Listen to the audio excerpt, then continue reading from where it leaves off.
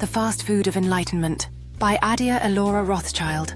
In contemporary Western society, spirituality has undergone a peculiar transformation. What was once regarded as a lifelong commitment to inner transformation has, in many cases, been repackaged into a glossy, consumer-friendly product promising immediate results with minimal effort. This essay explores the stark contrast between quick fix, spirituality, and the authentic process of spiritual awakening, examining what is lost when profound traditions are reduced to convenient sound bites. The rise of spiritual fast food. Walk into any major bookstore or scroll through social media, and you'll encounter countless offerings promising enlightenment in 10 easy steps, or manifest your dream life in 30 days. These approaches reflect our culture's broader obsession with efficiency, convenience, and instant gratification. Spiritual practices that traditionally required decades of disciplined effort are now marketed as weekend workshops or downloadable guided meditations. This commercialization of spirituality often strips away the challenging aspects of traditional paths. Concepts like ego dissolution, facing one's shadow, or enduring periods of spiritual aridity are rarely mentioned in the brightly colored Instagram posts of spiritual influencers. Instead, the focus remains on positive outcomes: peace, happiness, and success, all supposedly available without confronting the difficult parts of ourselves or engaging with the complexity of authentic spiritual growth. The authentic path, a journey without shortcuts. In contrast, genuine spiritual awakening across traditions has consistently been described as a profound, often challenging process that fundamentally transforms one's relationship with themselves and reality.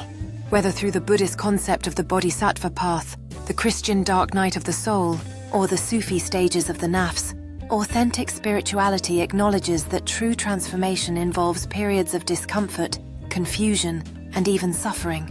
Authentic spiritual paths typically include rigorous self-examination that confronts rather than bypasses psychological wounds, ethical development that precedes more advanced practices, community and mentorship providing guidance and accountability, service to others as an essential component rather than an optional add-on, integration of insights into daily life, not just peak experiences.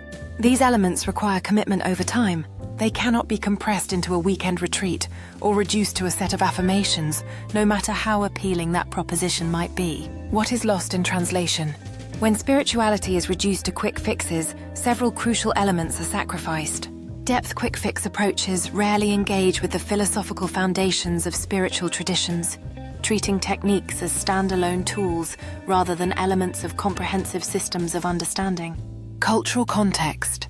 Practices like yoga, mindfulness, or chanting are often extracted from their cultural matrices, losing the ethical frameworks and worldviews that give them fuller meaning. Integration. True spiritual development requires integrating insights into everyday life, a messy, ongoing process that resists packaging into neat, marketable steps. Community.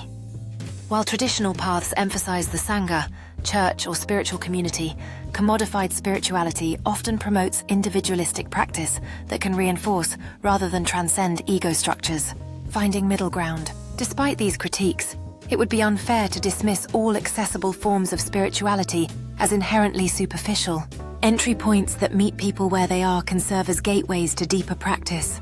The key lies in recognizing the difference between beginning steps and complete paths. Authentic spirituality in a modern context might embrace accessibility while maintaining integrity by acknowledging the depth and difficulty of the path while still providing accessible entry points. Respecting traditional contexts while making practices relevant to contemporary life. Emphasizing community and relationship rather than purely individual practice. Being transparent about the limitations of abbreviated approaches. Conclusion. The tension between quick-fix spirituality and authentic spiritual awakening reflects broader tensions in our culture between depth and convenience, tradition and innovation, community and individualism. While the commodification of spirituality often fails to deliver on its promises of easy transformation, it points to a genuine hunger for meaning and connection in modern life. Perhaps the wisest approach lies not in rejecting modern adaptations entirely, but in approaching them with discernment. The end.